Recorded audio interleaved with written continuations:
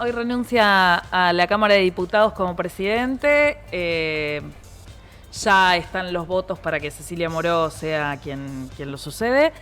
Y Sergio Massa llega al Ministerio de Economía con una conjunción de agricultura y producción.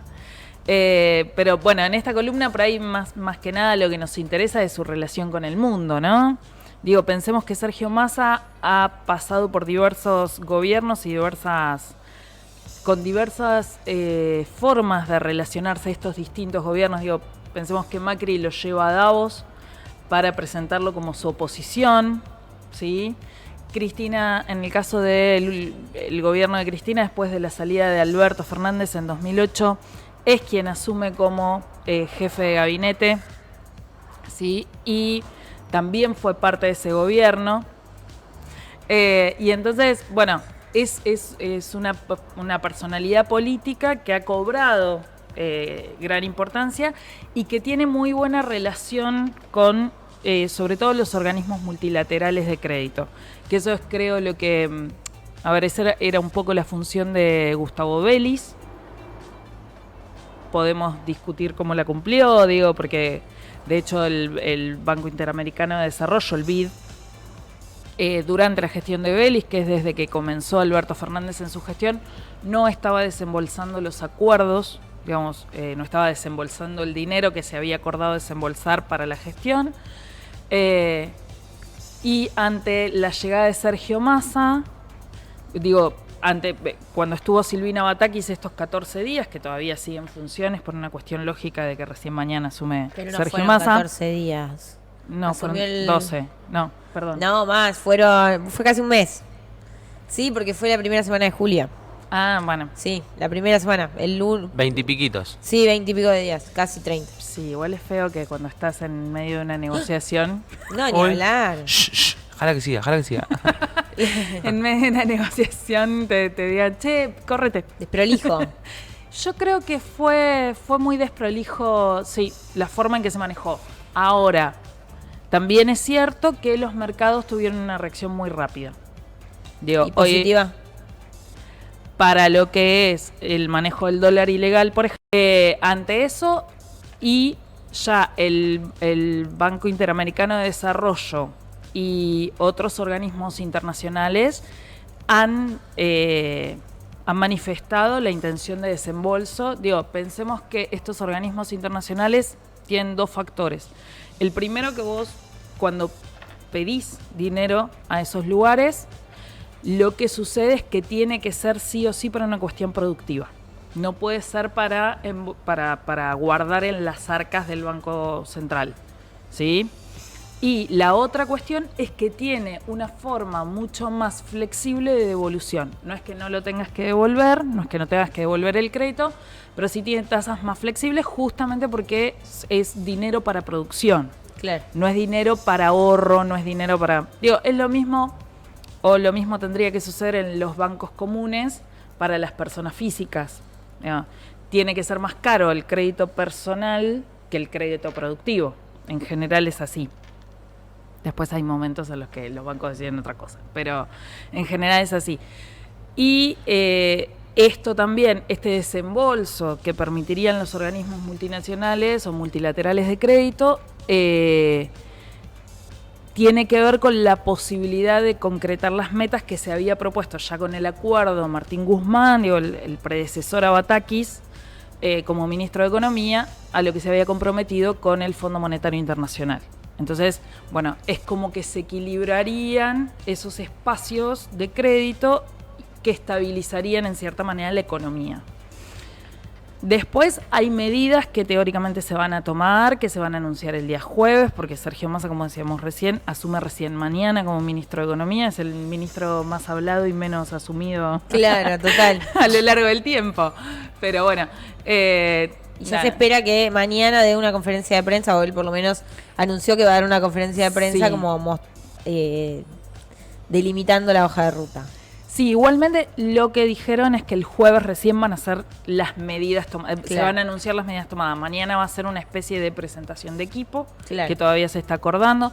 Vuelven nombres que hemos tenido en la década de los 90, fines del principio de los 2000, como Daniel Marx, por ejemplo, que acompañó a Domingo Cavallo. Digo, pensemos cómo se estructura. Digo, a ver, a lo que voy es, no estoy ni condenando ni reivindicando a nadie. Lo que digo es, pensemos qué es lo que están pidiendo los mercados y cuál es la relación de Argentina con esos mercados.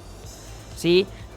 Desde esta columna lo que intentamos es pensar las relaciones internacionales o pensar las políticas internacionales en muchos ámbitos, también desde la Argentina, y pensemos que ciertos nombres traen determinadas relaciones, mejores o peores, más autónomas o más apegadas a determinados países y a determinadas estructuras económicas. ¿Sí? A eso voy con el nombrar gente que estuvo en la década, en el gobierno de la Alianza, que también fue parte del 2003, cuando hay que reestructurar la economía internacional, cuando Argentina tiene que rearmarse para plantarse frente al mundo posterior a la crisis del 2001. ¿no? Totalmente. Así que bueno, hay expectativas con la llegada de Massa, con que algo pueda cambiar. Mucha expectativa hacia adentro, hacia afuera, hacia los costados. Sí. Es una personalidad muy fuerte dentro de la política, hay que reconocerlo. Quizá no tiene esa representación en votos en algunas elecciones, no los ha tenido, pero sí se debe reconocer que es una personalidad muy fuerte. Sí, en los votos, y me parece, un poco lo hablábamos el viernes con Adri acá cuando empezó todo, empezó a correr el nombre y demás. También en los discursos que escuchamos siempre, en la imagen por ahí que se tiene de Sergio Massa en lo social. Claro. Un día acá, otro día allá, y todos esos discursos que se fueron armando alrededor de su imagen como político. Y también hay un medio nacional que yo escucho, obviamente, después de las 9 de la mañana. Bien, parece lo más lógico. Que le llama el Señor de los Alivios, ¿no? Pero ¿por qué le llama el Señor de los Alivios? Porque yo creo, analizándolo, mirándolo, que su nicho de votos y su lógica de pensar políticamente tiene que ver con lo que podemos llamar clase media o la clase trabajadora un poco más acomodada, si se quiere, en donde pensemos que las políticas que ha llevado adelante o los proyectos de ley, siendo presidente de la Cámara de Diputados, han sido, por ejemplo... Sí. Tenemos un perro. Sí. En el que está ladrando. Es el Frente Renovador que no quiere que hable mal de Massa. Ahí está. No, compañeros del Frente Renovador. Esto de, por ejemplo, la baja del impuesto a las ganancias. Sí. O sea, la suba del mínimo no imponible. Y han sido políticas que se relacionan con esa clase trabajadora un poco más acomodada. Entonces, tiene una visión un poco más amplia en ese sentido. Y creo que su nicho de votantes está en ese lugar. Y creo que al Frente de Todos le aporta ese nicho de votantes que por ahí otras personalidades políticas no lo pueden acercar. Me parece que también viene por ahí. Y es parte del Frente de Todos y me parece que está bien darle ese lugar que... Sí, y toma también con todo esto un poco más de protagonismo, si se quiere, el Frente Renovador, como bien decías recién, ¿no? Sí, yo creo que sí, y que también es necesario porque estaba como un poco al costado del Frente de Todos y entiendo que eso duela cuando se aporta. Sí, obvio. Si somos tres, somos tres. En esta mesa, ¿cuántos somos? Claro. Y con todo esto, también lo decíamos la semana pasada y la anterior, con el tema de la llegada del tren, acá, en distintos lugares, viste, como empieza a tomar otro protagonismo, empieza, si se quiere, por decirlo de alguna forma, como a levantar la cabeza al Frente Renovador. Sí, y también... De cara también a un año no que viene. No es parte de la columna, yo me estoy metiendo en cosas que me gustan mucho hablar, sí. Aunque no son parte de la columna, pero no importa, si ustedes me dejan yo las hablo. También Gracias, Viviana Blumen. Nos vemos el martes que viene. Qué feo sería igual que te hagan eso. Horrible. Sí, diga. Pensando en 2023, ¿cuáles son las posibilidades de el frente del campo popular? Porque no solo lo compone el peronismo, el Frente de Todos, y a veces nos olvidamos un poco de eso. El campo popular tiene varios componentes. Bueno, ¿cuál es la perspectiva a 2023? ¿Ante qué nos enfrentamos en 2023? ¿Quiénes se tienen que enfrentar en una elección en 2023? Bueno, creo que también es un poco el egreso, ¿sí? Que esto desde un principio en 2019, Alberto decía, con Cristina sola no se puede, sin Cristina no se puede, con Cristina sola no alcanza.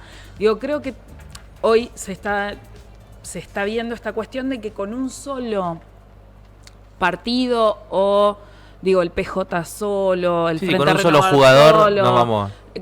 Con un solo jugador no podés. Bueno, ¿cómo logramos aunar fuerzas para poder seguir adelante y pensar en una reelección? Una reelección del frente, digo, no en una reelección personal. Me parece que también tiene que ver un poco con eso.